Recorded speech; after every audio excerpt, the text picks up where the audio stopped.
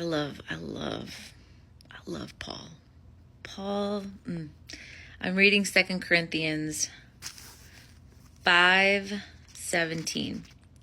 Now, if anyone is enfolded into Christ, he has become an entirely new person. All that is related to the old order has vanished.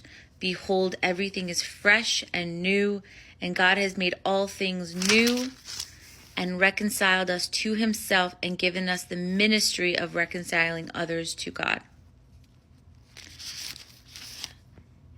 Every single one of us that comes to experience the love of God, that God has called us by name, we are all called to ministry.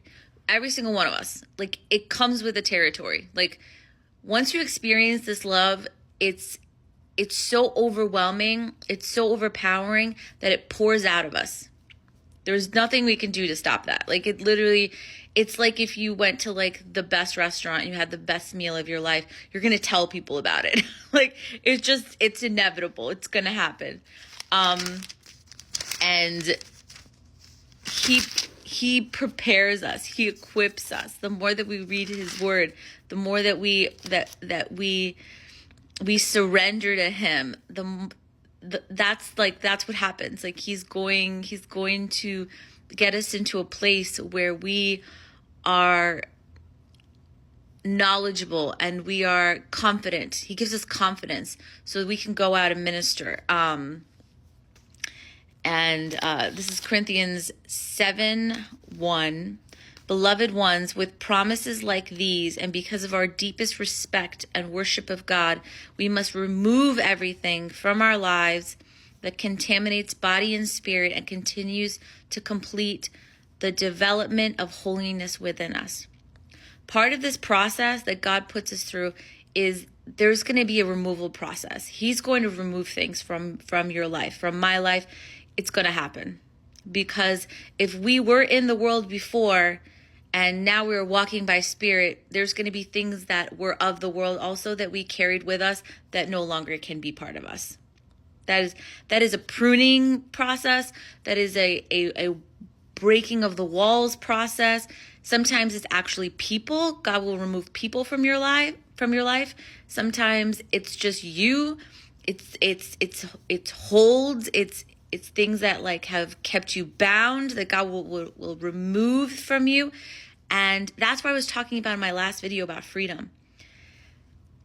When you are in this world, you are bound by all of these things of the world, like unforgiveness. That's something that binds you. It has a hold on you. When you can't forgive somebody, that's a hold. The need for things that are unnecessary, like validation. That's a hold. That's a hold. Because if you constantly need validation to survive, that's a hold that has on you.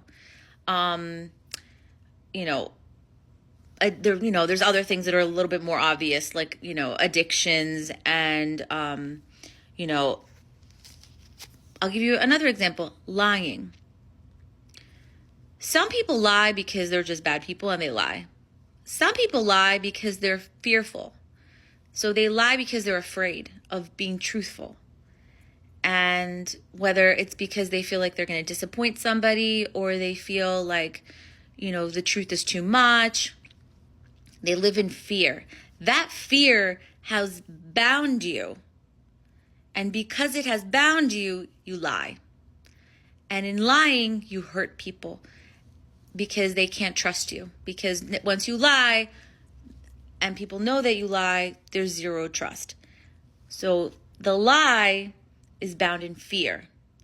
And fear is not of God. God did not give me a spirit of fear, but of power, love, and a sound mind. That's what I'm talking about. So yeah, so he basically, like, when we come to know Christ, he removes all of that from us. He removes everything that has bound us to this world. And that's what I was talking about, freedom. In him, we have freedom. We have true freedom because we are not bound by fear. We are not bound by needs of this world. We don't need validation because we are validated by our Lord. We are validated by the love that he pours onto us every single day. So we don't need this person to validate us. We don't need this person to validate us.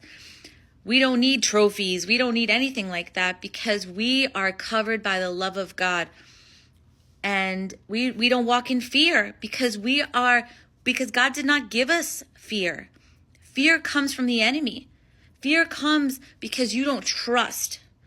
You don't trust that God has you, and he does. So this is what I'm talking about walking in freedom. Imagine waking up every day with a pep in your step, knowing that the Lord has you, that every single thing is going to be great. And there are going to be things that happen through this world because it is a fallen world, but he's going to see you through it because he promised you, and he doesn't break promises, and he's faithful. And my question is, what is stopping you? What is stopping you?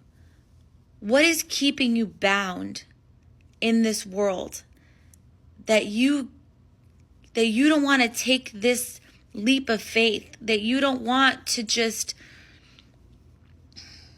leave it all behind?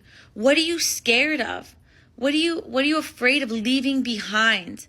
What is so good? What is so good that you have right now, that you are idolizing, that you can't let go to experience true freedom? What is it? That is something that you have to think about. What am I holding on to with like a grip, like a death grip that I refuse to let go of so that I can experience love and joy and peace and freedom? That's something that you have to look into your heart and really think about and be like, why can't I just submit to this? Why can't I surrender? What am I afraid of? I'm telling you, it's so good on this side. It's so good. It's so good. Just take that leap of faith. Just take it. I promise you, he will catch you. And it's the beauty that he's going to give you is nothing of this world. It's so amazing. It's so amazing.